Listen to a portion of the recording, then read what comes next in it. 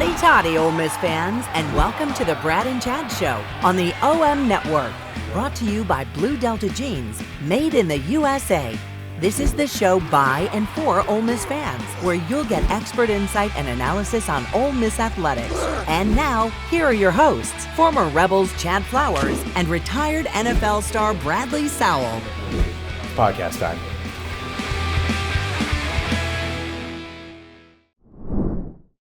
Brad and Chad Show brought to you by Blue Delta Jeans. Got some good news. We finally have that big corporate sponsorship that Walker Jones from the Grove Collective was referring to a few weeks ago. We got transfer portal news. Continues to be prosperous for the Rebels. Thank goodness, because the recruiting class that they had was a little bit to be desired. And there was a bowl game on Wednesday that was pretty terrible against Texas Tech. Bradley, you were there in Houston, were you not?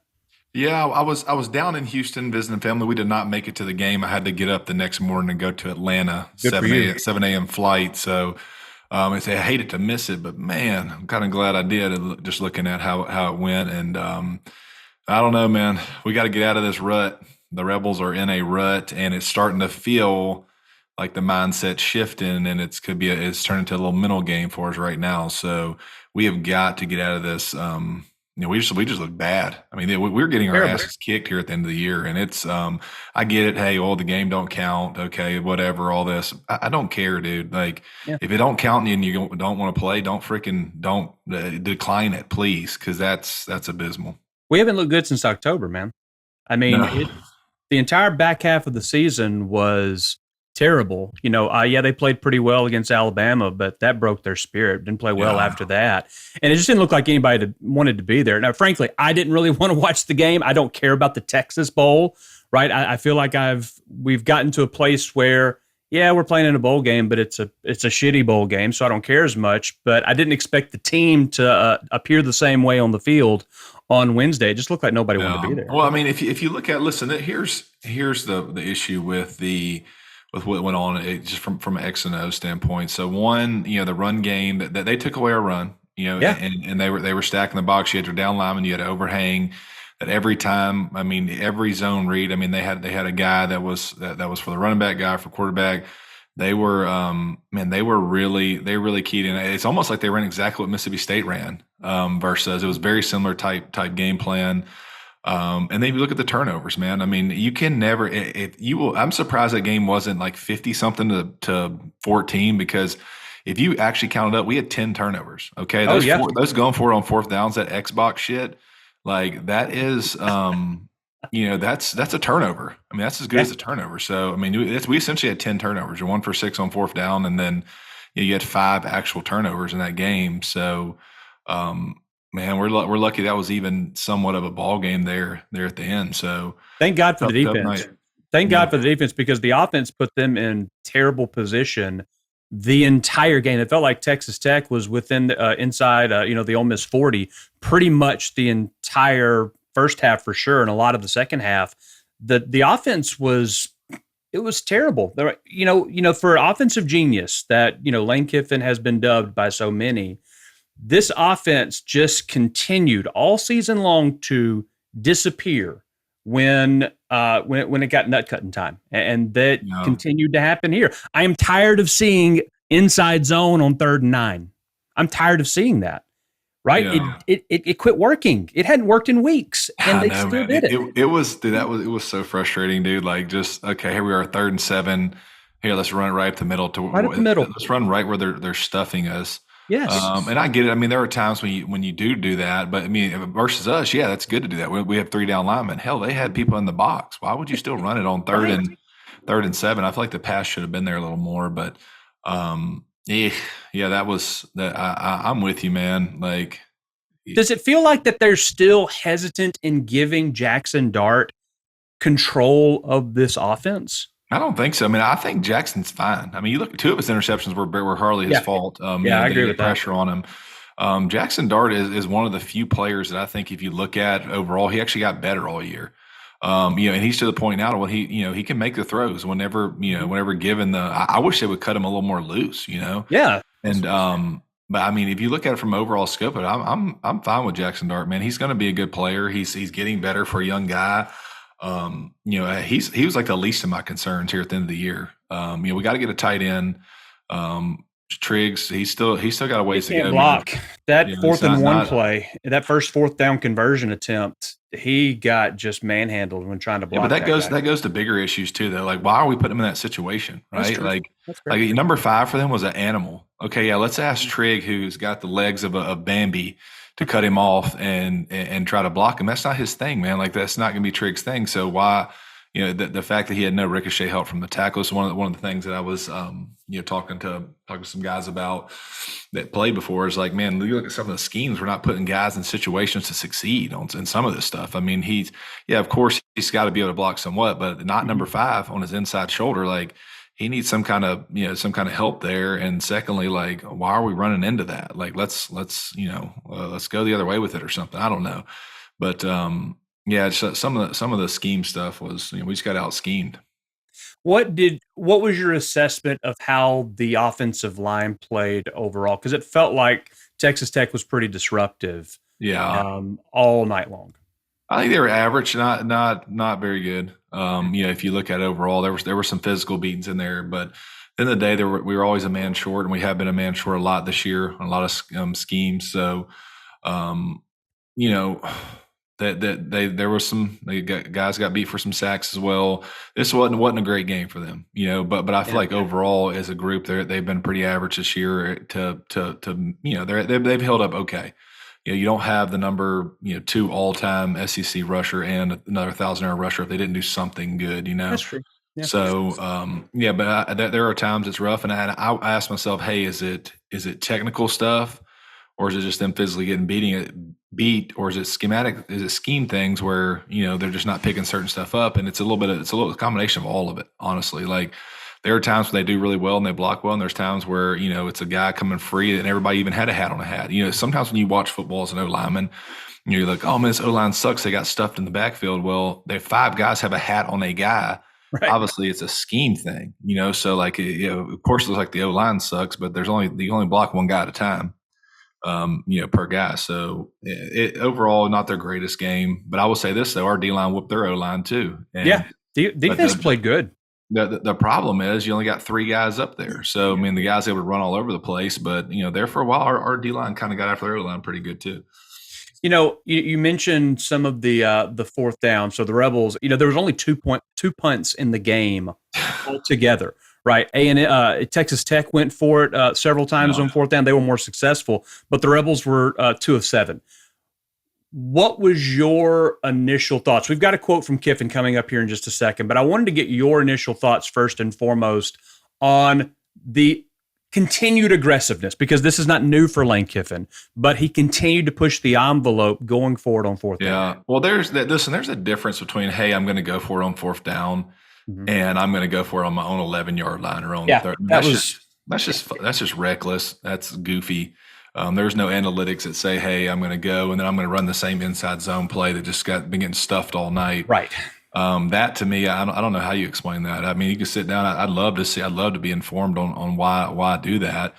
But I don't know, man. I mean, if that's what he's going to do, then there's going to be some games that get ugly on him quick. And that's what's happened when he's done that. So, I get it. I'm really cool with going for it on 4th down, especially when you get to midfield to better. Yeah, that's fine. I mean, it is what it is. But dude, like you're talking about going for it when you're super deep in your own zone. That's tough, man. That's you mess around and give up one of those and a quick touchdown. These games get ugly quick, and that's what's happened. I don't know. Maybe there's something I'm not seeing there, but I don't necessarily think that going for it like that shit the other night was, I mean, it was like I was playing my little cousin in Xbox or something. I mean, the way Lane explained it, we'll play it here in just a second. It was, if you look at, the over under, Vegas had this game set at 72 points. So the expectation was there's going to be a lot of points scored, and you're not going to probably get a lot of stops against Texas Tech. So we got to keep pushing the envelope. But like you said, you got to pick your spots. Let's go to Lane real quick and let's listen to, it's going to be a little bit of a lengthy quote, but let's listen to him kind of explain his justification for the 4th downs. Let's see this energy. You cannot predict how games are going. You can just be educated on them. Well, analytics, and games would tell you what, or if you talk to coaches in their conference, like, hey, this is going to be a high-scoring game. They got a great offense. We've struggled late in the second half of the season on defense. They'd given up a lot of yards, not as many points, but a lot of yards, kind of like today. So, going in, it was, you're going to have to steal some possessions and stuff probably and take some risk.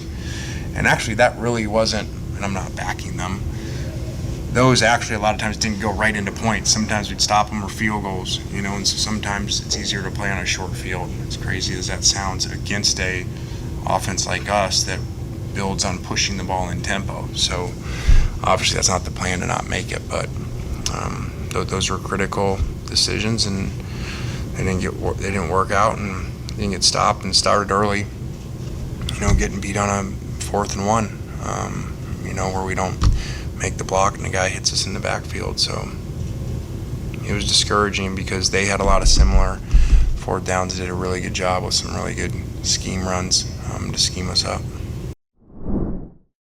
It felt, let's try to get our energy up again after that kind of downer moment there. But it felt like we were just outcoached, really. And, for a guy that's making $9 million a year, one of the top 10 coaches in terms of salary, the Texas Bowl can't keep happening for that kind of money. Yeah, no, I'm with you. I think that, the whole 4th down thing, it's just a head scratcher, man. Yeah. I like it, but deep in the zone, I mean, it's hard. I don't even understand what he was trying to say there.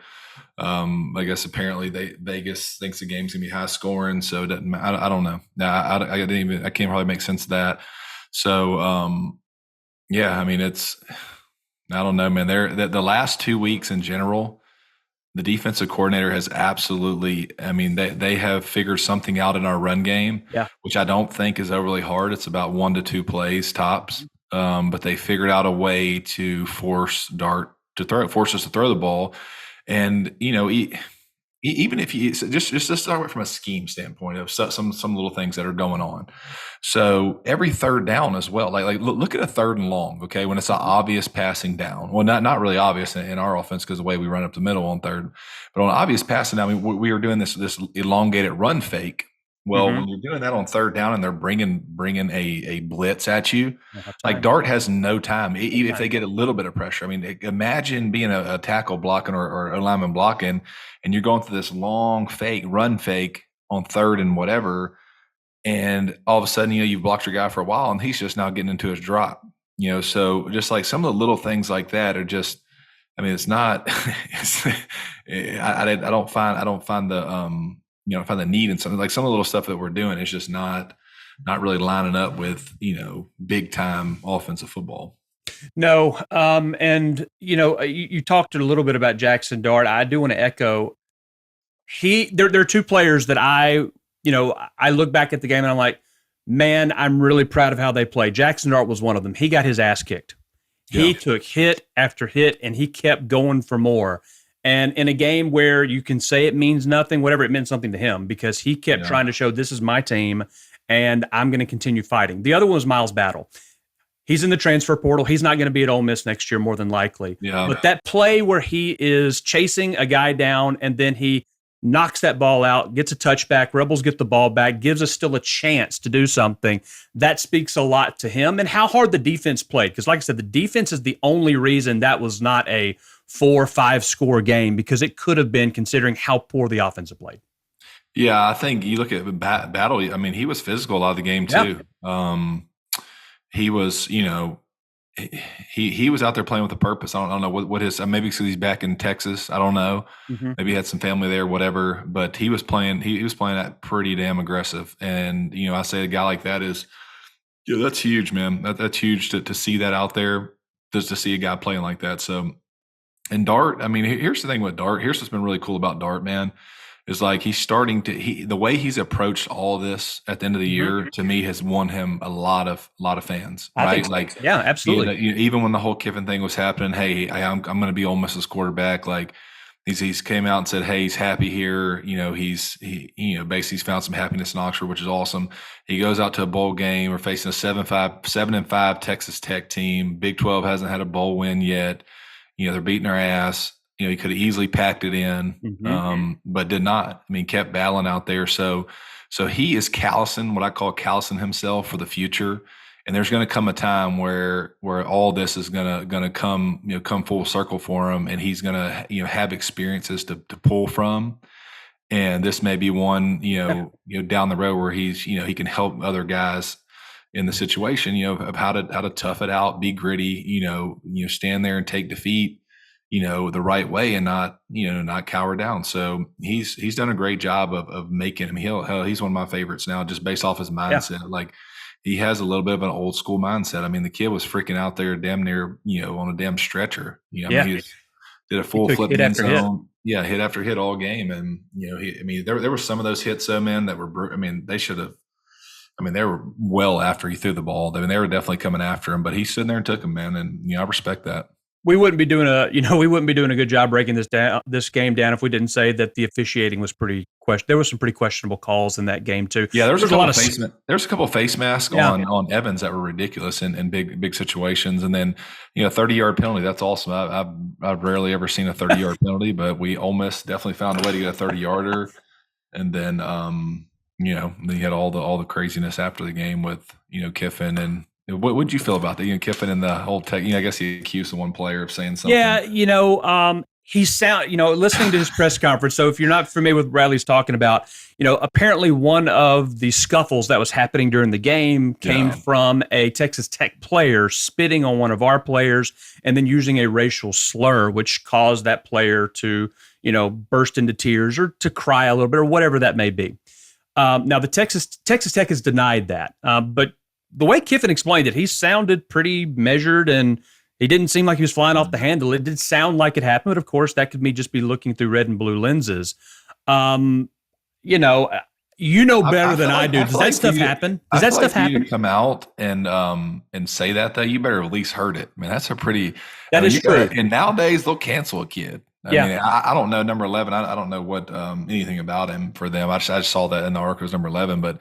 Damn, I sure hope they actually heard that, because that's a cancel. I mean, that's a moment that's pretty tough nowadays to get hit with that. So, and Kiffin did walk it back where he said, "Now I didn't hear it," so he he let Pandora out of the box, or he opened Pandora's box, and then he tried his best to kind of step away from it. But like you said, once you say that, then people are going to be looking around looking for answers. Yeah, it almost felt like one of those moments, when you're a kid, you get your ass beat and you just go to run inside and you just go tell. Right. Just, basically you try to get your brother's ass beat outside because he just beat you in a game. I don't know. I'm indifferent on it. I hope that didn't happen. Yeah, you hope it didn't happen. It didn't. It did. It didn't play a factor in the game overall. The Rebels still lost, so who cares? But you're right. Hopefully it's not happening. Okay, let's transition a little bit unless you've got a little bit more on the bowl game. But before that, let's talk Blue Delta jeans real quick. Handmade in the USA to fit you and only you. Visit them, BlueDeltaJeans.com, to find your fit using their easy-to-use virtual tailor. A few months ago, when things were actually good and our energy was a lot higher than it is right now, we were excited about this team. We talked about how this was the worst this team is going to be. How do you feel going into this offseason? There's a lot of things that have to happen this offseason for me to feel good going into to next year.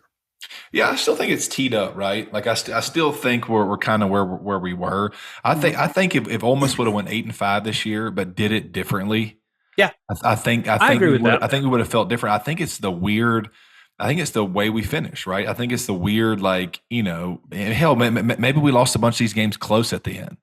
But that wasn't the case, man. We were getting our asses battered. I mean, and just looked terrible. Tons of turnovers. So, there's the way to go about it to where you feel a certain way. I think that's where all the negativity is coming from. Now, 8-9 wins this year, we knew what it was going to be about.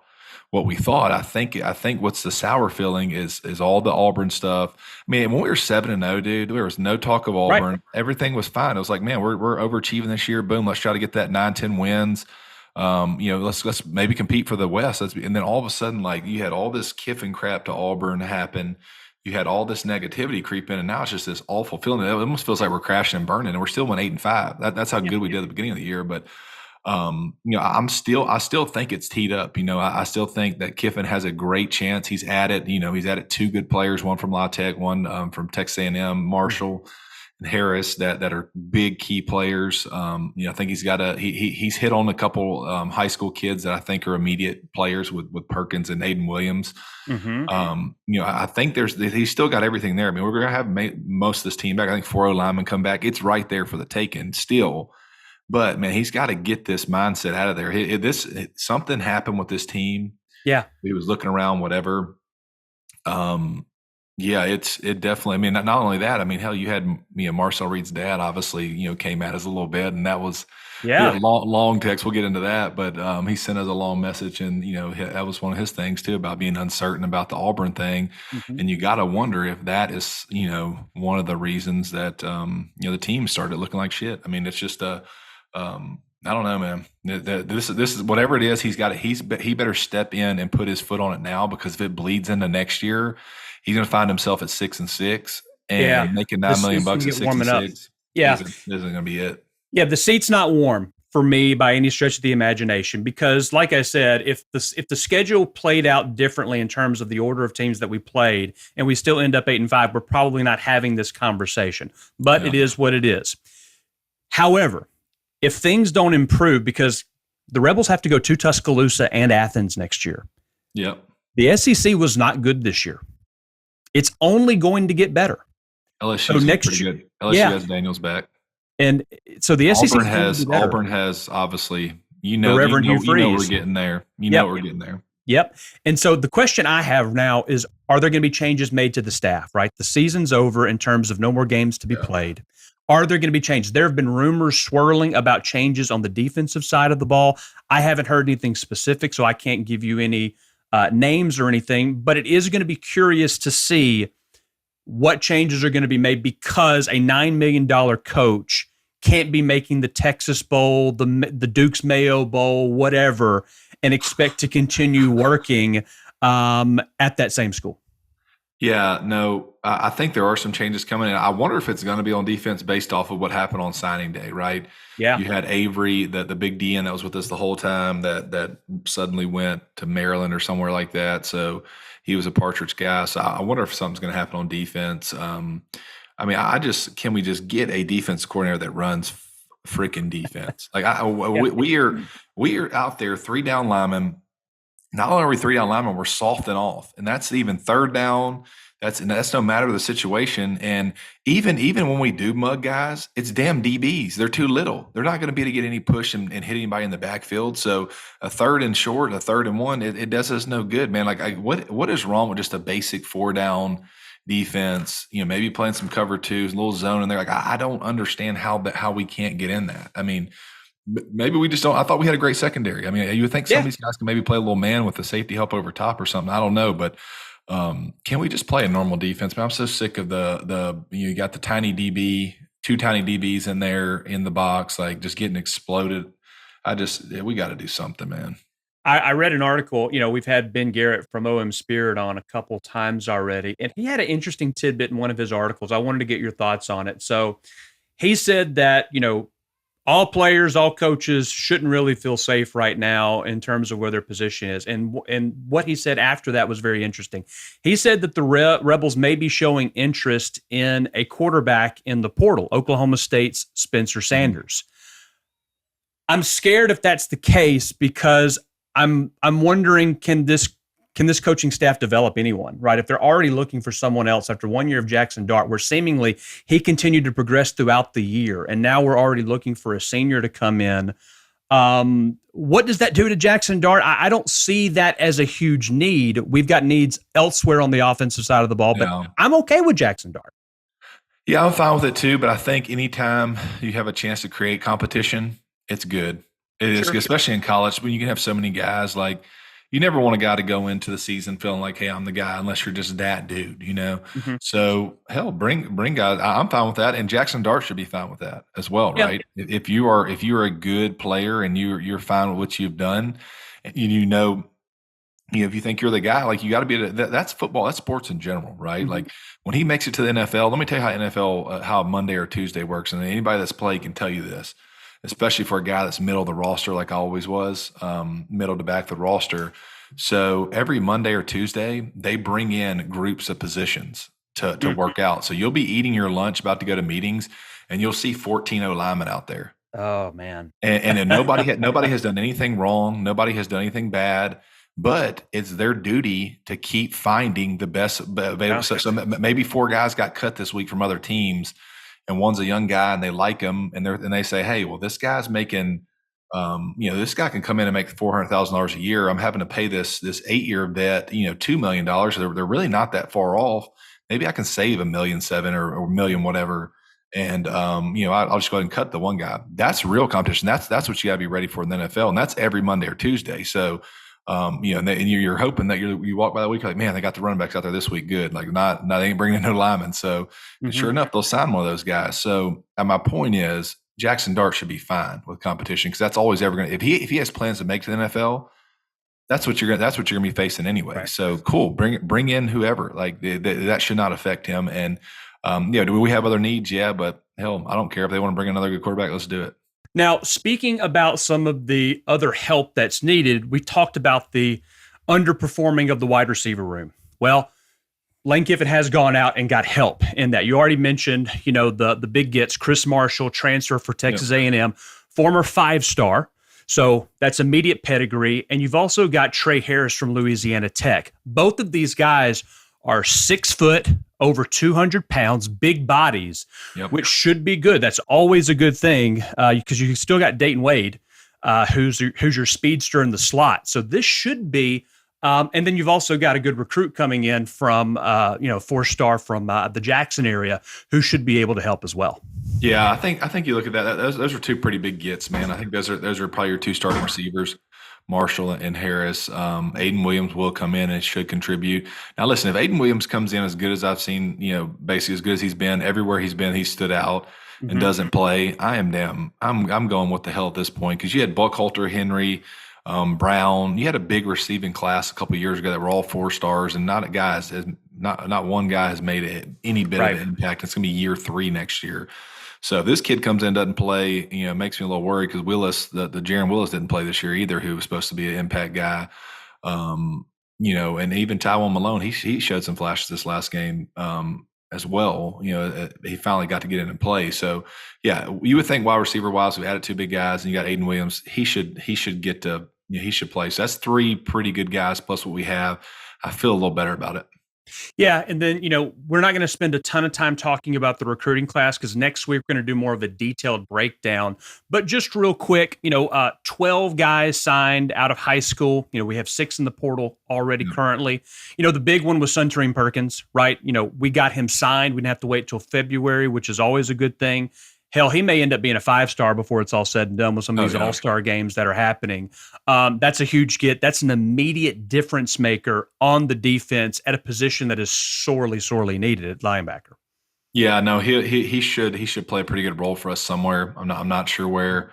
Yeah, may not be linebacker. It'd be interesting to see where they go with him, man. I mean, I would love to see him play linebacker, but I know he's not going to be that size yet. But man, I would love to see that kid be around 235 or so, 240 at some point, just based off how tall and lean he is, and the fact he can run and cover the field like that. He's a great get for us, man. And signing 12 guys, that sucked. I think we planned on signing 15.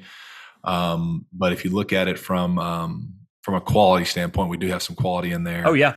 Some really good quality in there. So that's, I guess that's what he's going for. I prefer it would be more, but I guess he's taking quality and then trying to fill it all in at the portal. So, we gotta let it all play out, right? The bowl's still got to end. Kids are going to stay on the portal. I think that it's not time to panic there yet. Right. Yeah. The portal still has a lot of opportunities for the Rebels. So like I mentioned, next week we'll kind of do a breakdown. Bradley will kind of look at some of the video from either college or high school, depending on where they come from, and kind of give you some comps, whether it's NFL comps, former Rebel comps. So be on the lookout for that. We'll make sure and do that next week. Before we get into some of the NIL stuff that's kind of exciting, let's talk quickly Southern Craftsman. Nest and Wild mattresses, they were created by Southern Craftsman. They're powered by decades of experience and passion for improving your quality of sleep, backed by a 99-night guarantee. Nest and Wild help you sleep easy, made locally in Tupelo, Mississippi. Find them on Amazon, nestandwild.com. So we had Walker Jones on from the Grove Collective a few weeks ago, and he kind of teased us a little bit with a big corporate partnership that was going to be announced pretty soon. I'm assuming this is the one because this is pretty damn big if you haven't heard about it.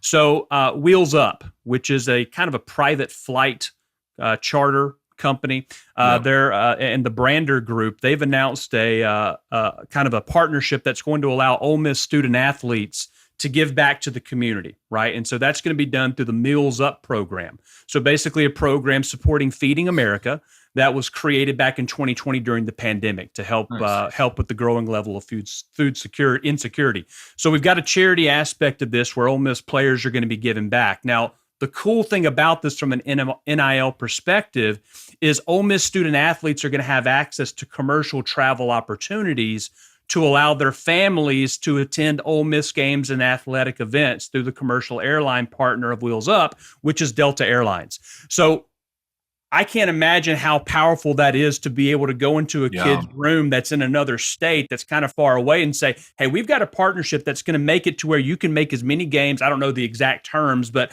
you're going to be able to make several games and it's going to be covered through this partnership with this NIL deal. That sounds groundbreaking. Yeah, that is pretty genius, to be honest with you, just because that's the toughest thing, man. A lot of kids, a majority of kids, not the majority, I don't want to say the majority, but I'm going to say a lot of kids that go D1, go college, they don't have the funds. They weren't raised with the funds where you can say, hey, I got my whole, 3 or 4 of my family members can go jump on a flight, right? Yeah. So this was huge. This is going to be huge. I would love to know the terms of it, to know kind of what I'm sure it's some kind of discounted, really heavily discounted rate or something along those lines. But this is great for us. That's a good partnership. That is a heavy need, whether it be travel, especially when you're going out to get a kid from California, Texas, wherever, Houston. That can expand your recruiting net a little bit farther, because I know, hey, they're partnered with Delta Airlines. I can easily come to a game. It's a 3-hour flight. I can get there in 3 hours. So. That's huge, man. That's a great partnership for us, and I wonder how they'll monetize it as well. Yeah, this isn't Spirit or Frontier where you're going to be basically riding on a bus with wheels either. When you walk onto a Spirit flight, you take one deep breath and they ask for your card. They're like, "We're going to charge you for that deep breath." Yes, that's $1.50. Because it also may be your last as well. That's and I don't even want to talk about Southwest for my Southwest fans out there right now. They're not having a very good week either. But yeah, great partnership. Delta Airlines, Wheels Up, and the Grove Collective.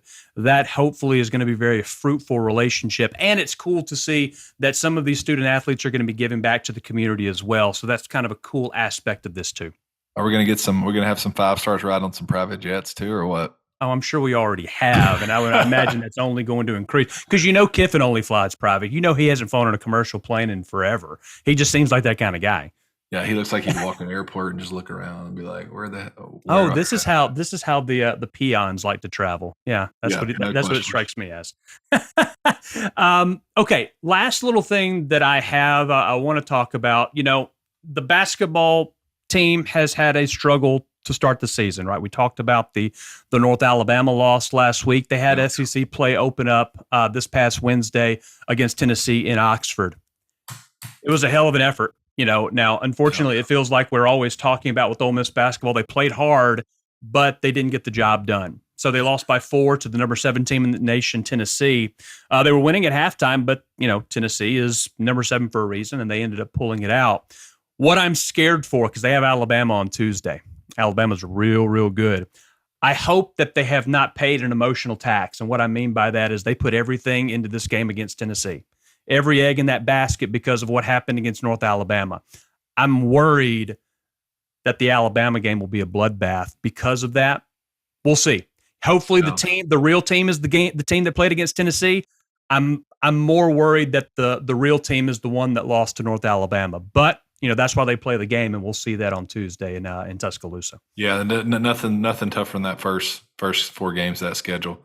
Yeah, I mean, you play Tennessee great, you can play them all great, but it's going to be tough to. We win one of those games, I'd be shocked. Yeah, it's going to be interesting to see, and you've got the ladies team opening up their SEC conference schedule today, or actually they're playing pretty soon against Auburn. I got that pulled up. We'll see how they do in their SEC conference opener. So we'll see how that goes as well. So like I said, the big thing to look forward to is we've got our big recruiting breakdown that's going to happen next week. That's going to be something to look forward to. You'll probably see some ads circulating around there, so make sure you check that out. If you have any questions about any of the recruits that are coming in or what's potentially coming up, make sure you shoot us a comment, send us a question. What do you want to know? What should we be looking for? We'll make sure and try to take those questions on that show as well.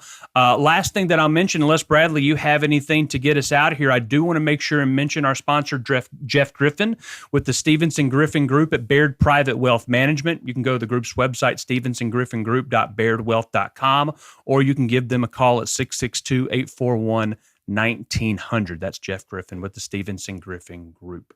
Bradley, we got New Year's coming up. I hope you had a Merry Christmas. Happy holidays down there in Houston. When you heading back to Madison? We are going to come back probably Monday or Tuesday, somewhere in there of next week. We're going to play a little golf, man. I haven't played golf in a while. I went to the range, and anybody's played with me before knows I like to play a little bit, and I haven't played in probably 5 months. And the first couple I hit like 5 straight shanks. And as a golfer, that is not a good feeling, dude. Like then you start getting weird, like with the club, but I end up hauling it back in. But man, that was an odd feeling. Every one I hit just was right off the haws. So tough gig there. Well, hopefully you can hit some of them straight. I've got my son's trying to join me here. Hold on just a second, but I'm going to wrap up the show real quick. Okay. So we got our show next week. I'm going to break down the recruiting class. Hopefully we'll have some more transfer commits that are coming down the pipe as well that we can talk about. Until then, have a happy, safe New Year's, everyone. Bradley, hotty toddy, my man. See you, Chad. Hotty toddy, buddy. Thanks for listening to the Brad and Chad Show. Follow the boys on social media for more content. And don't forget to like and subscribe wherever you listen to podcasts. This has been an OM Network production, brought to you by Blue Delta Jeans, made in the USA.